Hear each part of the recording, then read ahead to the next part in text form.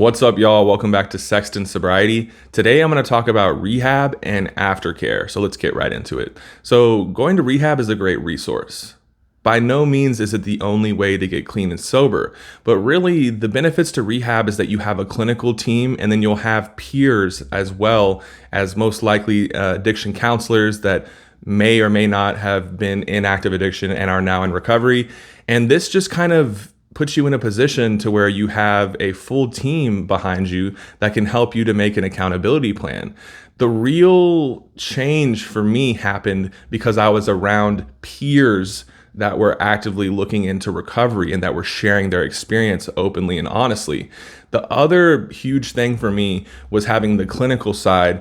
And so I wasn't at risk of the complications that can result from benzodiazepine withdrawal because I was on a bunch of benzos, man, and that can result in seizures and complications that even result in death. So if you are an alcoholic or a benzodiazepine addict or someone who abuses barbiturates, which isn't very common now, it's very important for you to go to medical detox. And then rehab inpatient can be a very great tool as well. But when it comes to money and stuff, I understand sometimes people just go to detox, but I think aftercare is very important. I'm going to wait to jump into aftercare. I'll keep talking about treatment for a second here. So look, when you are looking into treatment centers, it's very important to talk to them about what they offer. So there are different kinds of treatment centers. There are more holistic treatment centers. There are alternative treatment centers. There are 12-step based treatment centers. So you have to kind of look into that and evaluate what kind of treatment center you want and what kind of experience you want. Like I said before, the real change for me happened because of the peers and because of an addiction counselor who was in recovery, and they shared their experience and that changed my life. The clinical side was very great, but I vibed more with the peers and the counselor who had lived experience. And so for me, that was the perfect fit. It was not perfect, okay? There was a lot of stuff that happened. Someone passed away. 2 people actually passed away while I was in treatment. This was very concerning, but look, it did what it needed to do. So look, when it comes to treatment centers, it's like just do your research and read a lot of reviews, try to talk to people in recovery that have gone to treatment centers and maybe they can suggest certain ones. I really think it's a great resource, but like, it's not the only way to do it, okay? So a lot of people think, oh, I have to go to rehab or else I can't get into recovery. No, for me, the point of rehab is kind of distancing yourself from where you're using and making sure that you can safely get off the substances that you're on or the alcohol. So that's what it did for me. It removed me from my hometown. You know, I went from Austin, Texas to Mississippi. I'm out in the middle of nowhere. So treatment centers that are in the country, I think, are the best option in my opinion, because you're not just like, you can't just walk out and be in the city. So that's my opinion when it comes to that. So a more rural destination, I think, is better. And also keep in mind, there's treatment centers that are geared towards them being like a spa experience. And look, that's not going to hurt, but at the same time, it needs to be paired with really good clinical resources and really good recovery resources as well, as far as peer recovery support and encouragement to engage in recovery programs. So look, that's just the way to look at it. Some of them are cash grabs, I'll be completely honest. Some of them are straight up sketchy. So you just have to do your research and find out what you're getting yourself into. Okay, so that's rehab. And look, if you're interested in going to rehab, call the SAMHSA hotline. If you go on Google and search SAMHSA, you can call this number and they will help you find treatment. Even if you don't have insurance, they can help you find a treatment center that fits your needs. So there's that. Now I'm going to get into aftercare. All right. So aftercare is so important. Wait, hold up.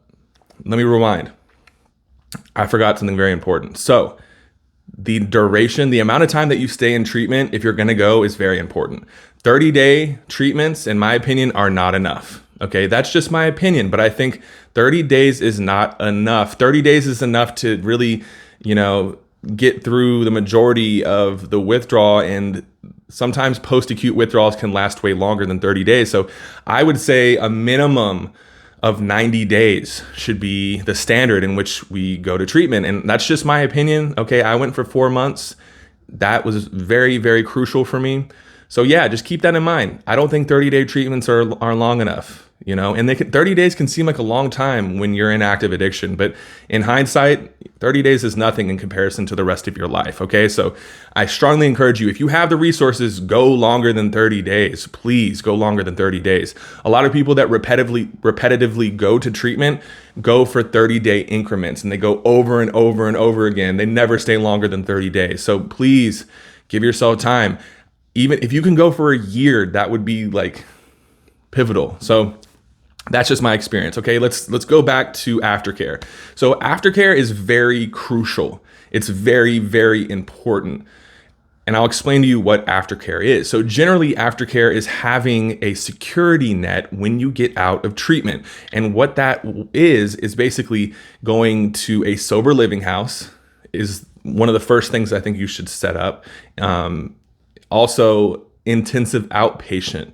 So there's more to it, but I'll just touch on these two things right now. So if you set up an intensive outpatient, you're going to be in a group setting with people who just got out of treatment, just like you. You're going to be encouraged to go to a 12-step meeting or their respective alternatives.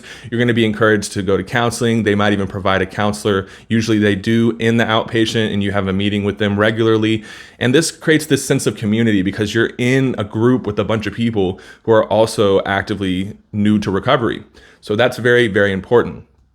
I honestly think this is what's even more important is sober living. Okay. So when you leave treatment, you should go directly to a sober living house.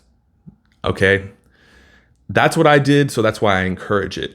I got to do a small meeting with my family, and then I had to immediately go to a sober living house. And this was concerning because I had been in treatment for 4 months, and I'm like, dude, are you serious? Now I got to go to a sober living house? Like, I felt isolated. I felt like, oh, are you serious? But look, that was so pivotal because I didn't have idle time to be sitting there thinking, oh, what should I do? Should I use? Like, is this not going to work out? Like, no, my time was so filled up. I was so busy with these recovery resources that I did not have time to entertain using. And I still had cravings and I still had those thoughts, but my time was filled up and I was busy. So that's very important in my opinion. So leave treatment and go directly to a sober living house. So you should set up a sober living while you're in rehab. You should set up an IOP while you're in rehab. A lot of companies will actually provide IOP and sober living. So that's really important. Now I want to touch on the clinical side. In my opinion, it's very, very important to have an addictionologist or someone who practices addiction medicine. So if you're going to take medications, you're going to someone who has experience in the field of addiction and treating people in recovery. And so they will not prescribe you things that are going to put you at risk.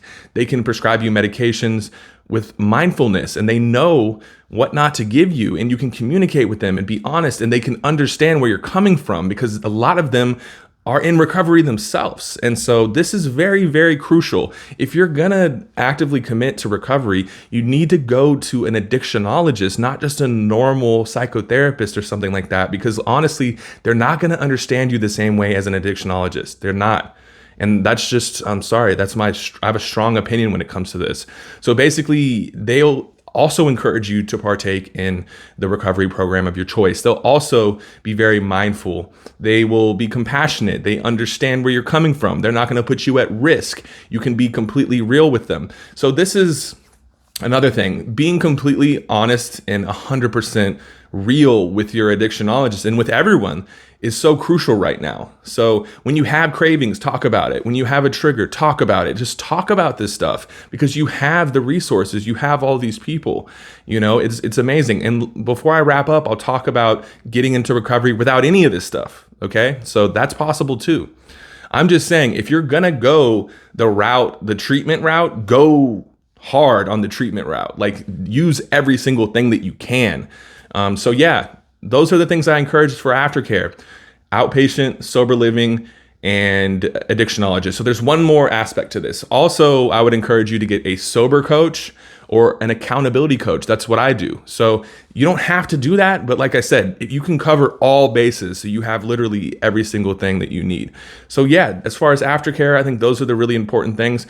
The beautiful thing is that when you're in recovery, you have the opportunity to address things that you were pushing aside. So you can also go to a psychotherapist, you can go to a counselor, you can go to a relationship counselor, like you can go to any type of clinical professional that you need when you're also addressing your addiction and actively in recovery. Just the possibilities are completely endless. So that's really beautiful. So I encourage anyone out there, if you have the resources to do this, please do it. Please do it. You will set yourself up for success. There's a reason that I was successful and that I've been successful in recovery for 8 years. And it's because I had that safety net. I had all the support. I had the accountability. During this time, I also was very upfront with everyone in my life and told them, hey, I'm in recovery. I'm not using anymore. This is what I'm doing. And so I strongly encourage you to do that because it can change your life. So look, and I'm gonna touch on what I said earlier. You can get clean and sober without all of this stuff too, okay? It's completely possible. Maybe you're listening to this and you're thinking to myself, there's no way that I could pay for all this. I don't have insurance. I can't do any of this. That means I'm not going to be successful. No, not at all. There are free recovery resources. One of the most accessible is going to be 12-step, okay? That does not touch on the clinical side, so you'd have to seek out some clinical help somewhere else. You could just do a short-term or a fast-paced medical detox to get over the most uncomfortable part, and then you can get actively into 12-step meetings. There's also alternatives like smart recovery or rational recovery, and there's a lot of other ones. So you can easily get into recovery without all of that stuff, okay? All that stuff is just going to make it a little bit easier in my opinion, but the success rate of people that are doing it, just going to 12-step, I think is pretty decent as well. So look, I encourage you just to get into recovery. The free resources are out there. They're accessible. They're everywhere. You can literally go online and type in 12-step meeting near me. If you vibe more with the terminology as it relates to substance use, you can go to NA. If you vibe more with the alcoholism concept, you can go to AA. Or like I said, their respective alternatives like smart recovery and rational recovery. So look, these are all really valuable, awesome options. And so I just encourage you to look into these because there's a full spectrum of things available right now for people in recovery. It's a really amazing time to be in recovery. And it's one of the most dangerous times to be in active addiction. In the past 12 months, over 100,000 people have died of overdoses. Okay. So this is really, it's very serious. This is like the worst time in our history as far as overdose deaths. So look, if you're actively using, please get Narcan. You can go to www.endoverdose.net to get free harm reduction tools. And I encourage you to jump into recovery. If you have any questions for me, email me, sextonsobriety@gmail.com. You can DM me on Instagram, follow me on TikTok if you don't already, and please like and subscribe. I would really appreciate that. Much love, y'all. I'm out of here. Be easy.